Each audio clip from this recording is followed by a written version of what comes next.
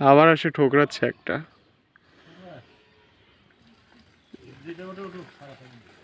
আচ্ছা, কি করিস তুই?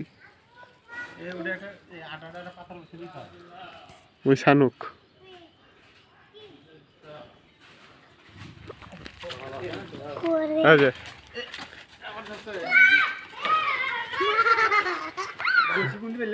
হ্যাঁ, আজিজ ভাইয়ের থেকে নিয়েছি।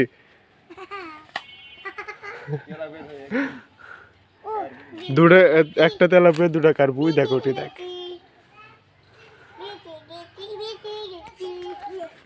হা হা।